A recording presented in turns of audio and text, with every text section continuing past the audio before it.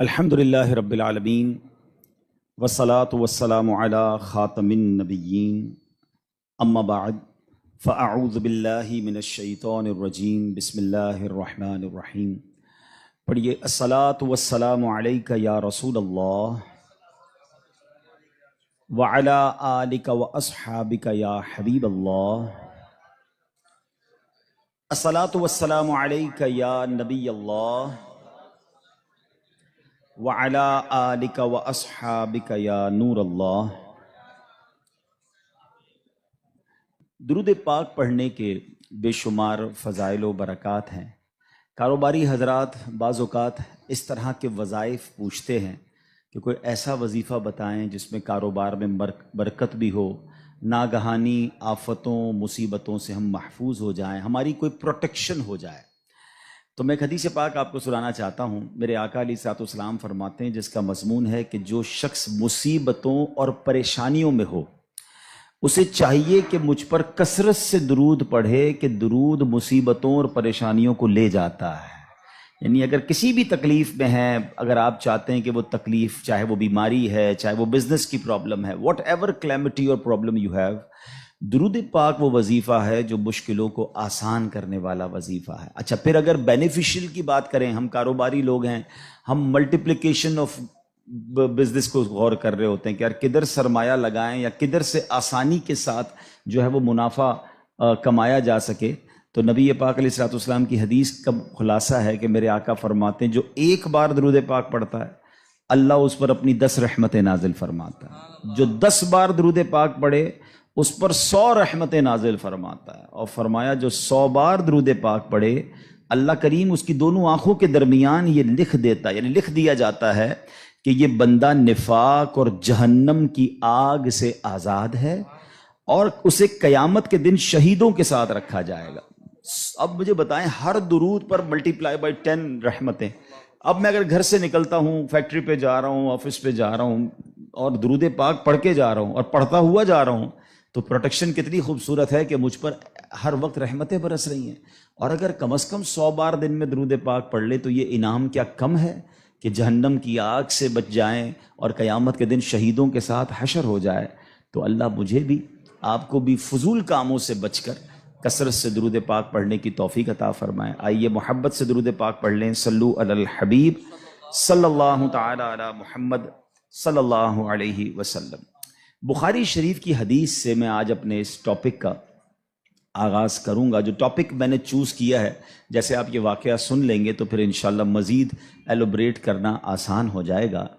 اور یہ واقعہ ہے حضرت معرور بن سوید رحمۃ اللہ تعالی علیہ۔ کہتے ہیں ایک مرتبہ مجھے صحابی رسول حضرت ابو ذر غفاری رحمۃ اللہ تعالی علیہ رضی اللہ تعالیٰ عنہ کی زیارت ہوئی، اور میں نے دیکھا کہ آپ کے ساتھ آپ کا ایک غلام ہے، مگر دونوں نے بڑا یونیک لباس پہنا ہے۔ یعنی لباس یہ تھا کہ 2 چادریں پہنتے تھے اس زمانے میں لوگ، جیسے ہم احرام پہنتے، نارملی یہ نارمل لباس بھی ہوتا تھا لوگوں کا۔ تو دیکھا کہ ایک نیچے کی چادر حضرت ابو ذر غفاری نے بڑی قیمتی پہنی ہے، اور جو اوپر چادر پہنی ہے وہ بڑے نارمل سے کپڑے کی پہنی ہے۔ مگر آپ کے ساتھ جو آپ کا غلام تھا، ایگزیکٹلی اس نے بھی ایسا ہی لباس پہنا کہ ایک چادر بڑی قیمتی، ایک چادر بڑی نارمل۔ تو وہ کہتے ہیں، میں نے کہا حضرت یہ آپ کیسا دونوں لباس پہن کے گھوم رہے ہیں؟ آپ آقا ہیں، آپ دونوں چادریں قیمتی پہن لیتے، غلام دونوں نارمل سی چادریں پہن لیتا۔ غلام اور آقا میں فرق بھی ہو جاتا اور پراپرلی ڈریسڈ اپ بھی ہو جاتے آپ۔ پیسے تو آپ نہیں لگائے نا، مطلب خریدا تو آپ نے۔ تو یہ کیسا طریقہ ہے کہ ایک چادر نارمل اور ایک چادر قیمتی؟ تو حضرت ابو ذر غفاری رضی اللہ تعالیٰ نے جو جواب دیا، that is actually my topic of today's speech۔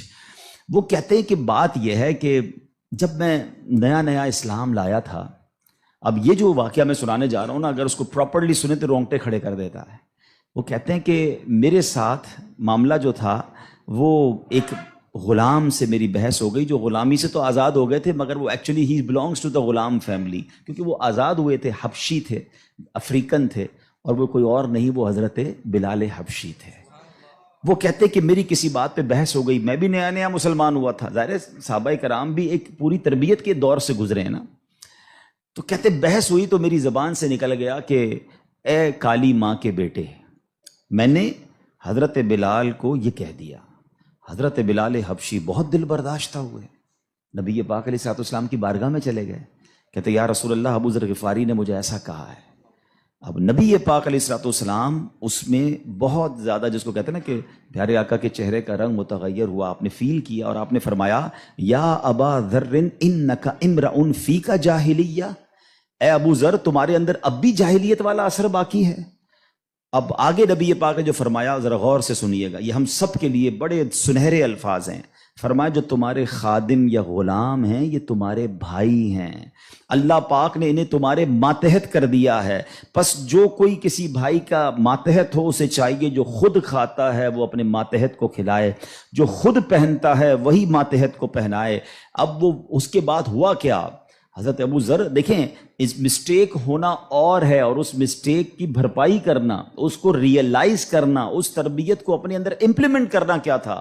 حضرت ابو ذر غفاری نے یہ سنا تو حضرت بلال کے پاس جاتے ہیں، کہتے ہیں اے بلال مجھے معاف کر دو، اے بلال مجھ سے غلطی ہو گئی۔ نہیں جناب، اس پر صبر نہیں آیا آپ کو، آپ نے اپنے رخسار جو ہے اپنا گال زمین پہ رکھا، کہا بلال اس وقت تک مجھے چین نہیں آئے گا جب تم اپنا پیر میرے دوسرے گال پہ نہ رکھو۔ اللہ اکبر۔ حضرت بلال کہتے ہیں حضور میں نے معاف کر دیا، میں یہ کیسے کر سکتا ہوں، آپ اتنی بڑی ہستی ہیں کہ میں اپنا پیر آپ کے گال پر کیسے رکھوں۔ حضرت ابو ذر کو چین نہ آیا اور آپ نے حضرت بلال کے پیر کو اٹھا کر اپنے گال پر رکھا، یعنی معافی بھی مانگی تو تاریخ کی کیسی معافی مانگی۔ اور اس کے بعد کہتے ہیں بس اس کے بعد میں نے سوچ لیا کہ اپنے ہر غلام کے ساتھ، اپنے ہر ماتحت کے ساتھ میں نے یکساں سلوک کرنا ہے، جیسا میں نے لباس پہنا ہے ویسا میں نے اسے لباس پہنایا ہے۔ اب try to understand the difference between those times, اس وقت اور آج کے وقت میں فرق ذرا سمجھیے گا۔ اس زمانے میں غلام ہوتے تھے، غلام باقاعدہ خریدے جاتے تھے، جیسے آپ کی گاڑی ہے، جیسے آپ کی موٹر سائیکل، جیسے آپ کی اور چیزیں جس کے اونر آپ ہیں۔ اس زمانے میں غلام ایکچولی اونرشپ پر ملتے تھے، اب آپ اس کے آقا ہوتے تھے، مگر جو کسی کا آقا ہو اس کی تربیت ایسی کی جا رہی ہے تو مجھے بتائیے آج کا ملازم ہمارا غلام تو نہیں ہے نا؟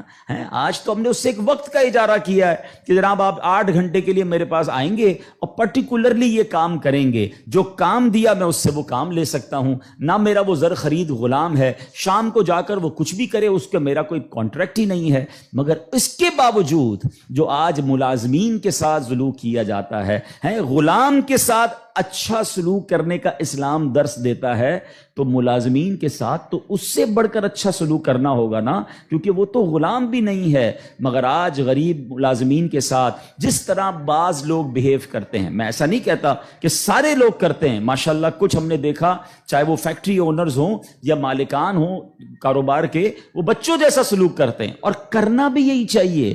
وہ غریب ہے تو اس کا مطلب یہ نہیں کہ اس کے پاس دل نہیں ہے، اور اسلام ہمیں حقوق بیان کرتا ہے اور ہمارے صحابہ نے اس کو کس طرح امپلیمنٹ کیا۔ اب یہ ایک بات ذہن میں رکھنی ہے، نبی پاک کی ایک حدیث یاد رکھیے گا، میرے آقا علیہ الصلوۃ والسلام فرماتے ہیں من آذا مسلما فقط آذانی ومن آذانی فقط آذ اللہ، جس نے کسی مسلمان کو تکلیف دی۔ اب اس میں کہیں بھی ایسا نہیں ہے کہ اپنے برابر کے مسلمان کو تکلیف نہیں دینی ہے۔ میں چیمبر آف کامرس کا ممبر ہوں تو کسی چیمبر آف کامرس کے ممبر کو تکلیف نہیں دینی، میں فیکٹری مالک ہوں تو کسی فیکٹری مالک کو تکلیف نہیں دینی، میں ایک ایلیٹ کلاس یا اچھی کلاس کا رہنے والا ہوں تو اپنی طرح کے لوگوں کو تکلیف نہیں دینی۔ یہ مطلقاً حدیث ہے، من آذا مسلمن، ٹھیلے والے کو بھی تکلیف نہیں دینی جو مسلمان ہے، جو جناب میرا ملازم ہے اسے بھی تکلیف نہیں دینی، جو میری فیکٹری کا دروازہ کھولتا ہے مجھے اسے بھی تکلیف نہیں دینی۔ بلکہ میں آپ کو سچ بات بتاؤں، یہ وہ لوگ ہوتے ہیں کہ جن کے ساتھ اچھا سلوک کر کے ہم اپنے رب کو بہت راضی کر سکتے ہیں۔ اب ایک اور واقعہ سنیے، اور سبحان اللہ یہ واقعہ بھی حضرت بلال حبشی ہی سے ریلیٹ کرتا ہے۔ اب آپ ایک اور بات سمجھیے، حضرت بلال حبشی کا بیک گراؤنڈ کیا تھا؟ حبشہ جو ہے وہ ایتھوپیا کو کہتے ہیں، آج کل وہ ملک ایتھوپیا ہے، ٹھیک ہے نا؟ اٹ مینز وہ افریقن تھے، عرب کے اندر ایک افریقن غلام کے طور پر وہ آئے تھے، اور آپ نے بہت ڈیفیکلٹ لائف اسلام کے لیے گزاری۔ جو آپ کا آقا تھا نا امیہ، میں نے وہی کہا کہ باٹ کر لیتے تھے، خرید لیتے تھے، وہ بہت سخت اسلام دشمن تھا۔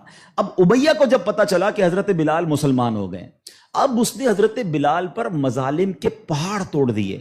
ابھی حیدرآباد میں ہم لوگ موجود ہیں, گرمی کا سیزن ہے, ہم شاید 10 منٹ بھی باہر گرمی میں کھڑے نہ رہ سکیں اس وقت, لیکن مکے کی گرمی, جن کو جو گئے مکے مدینے میں, حضرت بلال کو تپتی ریت پر وہ لٹاتا تھا. اجر عطا فرمائے حضرت ابو بکر صدیق رضی اللہ تعالیٰ عنہ کو. دیکھیں حضرت ابو بکر صدیق بھی بزنس مین تھے, یہ میرا ٹاپک نہیں ہے, ورنہ ایک بہت خوبصورت یہ بھی ٹاپک ہے کہ ہمارے صحابہ جو بزنس مین تھے انہوں نے کہاں کہاں پیسے خرچ کیے. میں اور آپ بھی کرتے ہیں, but what a right investment they did on that time. حضرت عثمان غنی کی انویسٹمنٹ دیکھیں, آج بھی حضرت عثمان غنی کا وقف مدینے میں جاری ہے, آپ کے علم میں ہوگا. بہرحال حضرت ابو بکر صدیق گئے اور امیہ سے کہا کہ بلال مجھے بیچ دو. اب امیہ جو تھا نا وہ بڑا شیطان تو تھا ہی, اسلام دشمن تھا. حضرت بلال سے اس کا بغض کی وجہ بھی یہی تھی. تو اس نے مثال کے طور پہ, اس وقت مارکیٹ ریٹ تھا 500 درہم, میں مثال کے طور پر, اس نے کہا میں 1000 درہم لوں گا. آپ نے کہا ٹھیک ہے. حضرت ابو بکر کہتے ہیں کہ نہیں اب 2000 لوں گا. سودا ڈن ہونے کے بعد کہتا ہے اب 2000 لوں گا. آپ نے کہا اوکے. کہا 3000 لوں گا. آپ نے کہا اوکے. وہ قیمت بڑھاتا گیا, حضرت ابو بکر صدیق اوکے کرتے گئے. اب ایک پرٹیکولر بڑی بگ اماؤنٹ پر حضرت بلال کی ڈیل ہو گئی. امیہ کہتا ہے اے ابو بکر, میں نے تو تمہارے بزنس کے بڑے چرچے سنے تھے, مجھے تو یہ پتا تھا کہ تم جو ہے بڑے جانچ کر بڑی طریقے سے سودا خریدتے ہو, اتنا مہنگا یہ حبشی غلام خرید لیا. حضرت ابو بکر کے تاریخی الفاظ سنے, وہ کہتے ہیں امیہ تمہیں کیا معلوم بلال کی قیمت کیا ہے, تم اس سے زیادہ مانگتے میں اس سے زیادہ تمہیں دیتا. اللہ اکبر. رقم دی, حضرت بلال کو لے کر نبی پاک کے پاس. اب ذرا سنیے گا, جب نبی پاک نے حضرت بلال کو دیکھا نا, کہا حضرت ابو بکر کہتے ہیں یا رسول اللہ بلال حاضر ہے, بلال کو آزاد کروا کے لایا ہوں. نبی پاک فرماتے ہیں اے ابو بکر, بلال کو خریدنے میں جتنے پیسے خرچ کیے تھوڑے پیسے میرے بھی اس میں شامل کر لو.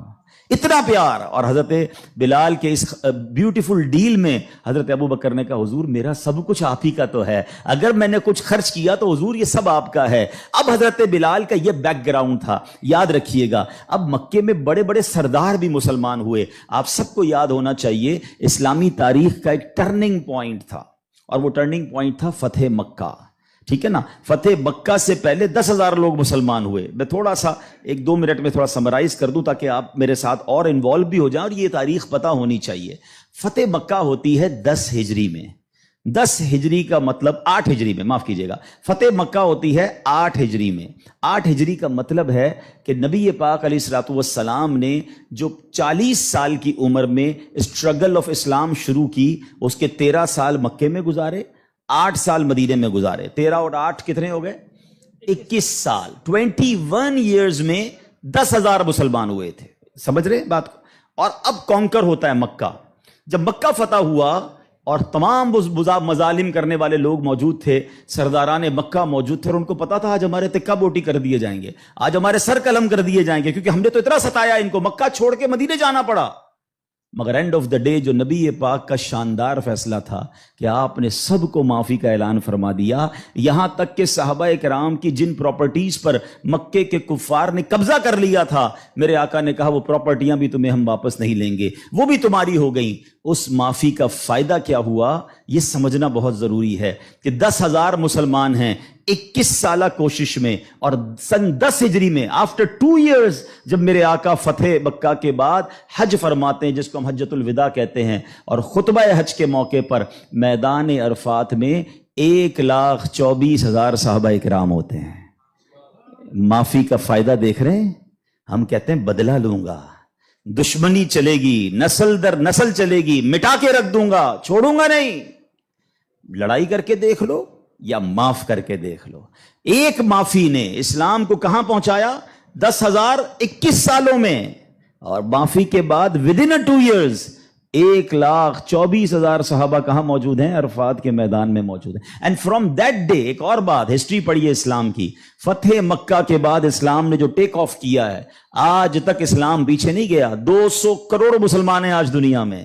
یہ فیضان ہے فتح مکہ کے اس اعلان کا, لا تثریب علیکم اليوم, آج تم سب آزاد ہو, تم سے کوئی سوال نہیں ہوگا. اور اس کے بعد سے اسلام کو جو عروج ملا. لیکن بھائی تربیت کا ٹائم تھا نا, جب یہ فتح مکہ ہو گیا نا, تو پیارے آقا علیہ الصلوۃ والسلام نے اب مکے کی چابی, کعبے کی چابی ملی, اور اب کعبے کی چھت پہ اذان دینی تھی. یعنی ایک طرح سے یہ ایک وکٹری کا اعلان تھا.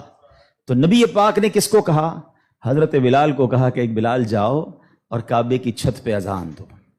اب جو سرداران مکہ تھے نا، وہ کہتے ہیں یار ہم اتنے بڑے بڑے سردار، اتنی بڑی فیملی سے تعلق رکھنے والے ہیں، اتنا پیسہ ہمارے پاس، اتنے بڑے قبیلے کے سربراہ، اور آج اتنے عظیم موقع پر جو فتح مکہ کے بعد اذان دینے کا موقع، وہ بھی کعبے کی چھت پر، وہ کس کو دیا جا رہا ہے؟ ایک حبشی غلام کو۔ اللہ اکبر! یہ خبر نبی پاک تک پہنچ گئی کہ کچھ لوگ بے چین ہیں، کچھ لوگوں کو یہ برا لگ رہا ہے کہ بلال کو یہ موقع کیوں ملا، ہم بڑے خاندان والے، ہم پیسے والے۔ پیارے آقا علیہ الصلوۃ والسلام نے ان کو بلایا۔ پہلے تو نبی پاک نے سوال کیا کہ کیا آپ لوگ ایسی باتیں کر رہے تھے؟ کہ جی حضور کر رہے تھے۔ اب نبی پاک نے کیا فرمایا؟ نبی پاک کی گفتگو سے پہلے قرآن کی آیت نازل ہوتی ہے اور رہتی دنیا کے لیے ایک اصول بیان ہو گیا۔ اب یہ اصول مجھے اور آپ کو یاد رکھنا ہے۔ اللہ کریم قرآن میں ارشاد فرماتا انا اکرمکم عند اللہ اتقاکم، فرمایا بے شک اللہ کے یہاں تم میں زیادہ عزت والا وہ ہے جو تم میں زیادہ پرہیزگار ہے۔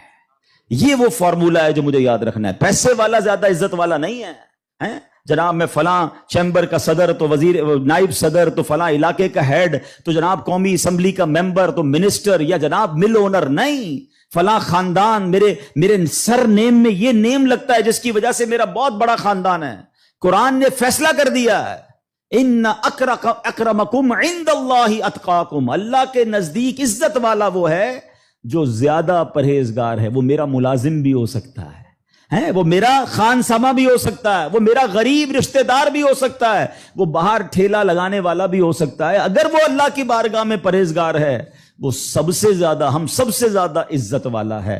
اور یہی اسلام کا حسن ہے۔ اچھا مزے کی بات یہ ہے، ایک طرف تو یہ حسن ہم پریکٹیکلی بھی پریکٹس کرتے ہیں۔ مثال کے طور پہ بعض اوقات آفس میں نماز کا ٹائم ہو گیا اور ہمارے کسی ملازم میں کوئی باشرہ ہے یا حافظ صاحب ہے یا اچھا تلاوت کرنے والا ہے، ہم اس کو کہتے ہیں حضرت آپ نماز پڑھا دیں۔ بالکل اچھی بات، یہ تو اعلان ہے نا کہ بھائی آپ سیٹ ہیں، آپ پیچھے ہیں، اور امامت کون کر رہا ہے؟ ایک نارمل سا انسان ہے، لیکن وہ عبادت گزار ہے، اس کو قرآن آتا ہے، مگر صرف نماز کی حد تک۔ امام صاحب نے نماز پڑھا دی، پھر جا کر اس سے وہی انداز اختیار کرنا ہے جو عام ملازمین سے کرنا ہے؟ نہیں، یہ فارمولہ ہمیں اسلام سکھا رہا ہے۔ تو یہاں میرا جو آج ٹاپک ہے کہ سیٹ اور ملازم میں فرق، یہ ہمیں نہیں کرنا ہے۔ ٹھیک ہے، کاروبار ہے، آپ اس سے کام لیں، آپ اس سے اجرت پر کام لے رہے ہیں، مگر آپ نے اسے خریدا نہیں ہے، اور اگر خرید بھی لیا ہے تو اس کے اوپر زیادتی کی اجازت نہیں ہے۔ مگر آج چونکہ غریب لوگ ہیں، بیچاروں کو جاب ملتی نہیں، تو جو منہ میں آیا کہہ دیتے ہیں، جس طرح ڈانٹنا ہے ڈانٹ دیتے ہیں، اور بعض اوقات تو گالیاں نکالتے ہیں۔ مجھے یاد ہے ایک صاحب مجھے ملے اور مجھے جو ہے وہ میں نے پوچھا، ایسے تھوڑا سا کلوز تھے کہ یار آپ کی سیلری کتنی ہے؟ اب یہ تھوڑی چند سالوں پرانی بات ہے۔ He is not that much professional, normal سا انسان تھا، منشی ٹائپ کے جیسے ہوتے ہیں نا۔ تو کہتے ہیں 80,000 تنخواہ ہے۔ میں نے کہا ماشاءاللہ تنخواہ تو اچھی ہے۔ تو کہتے ہیں 40,000 کام کے ہیں، 40,000 گالیوں کے ہیں۔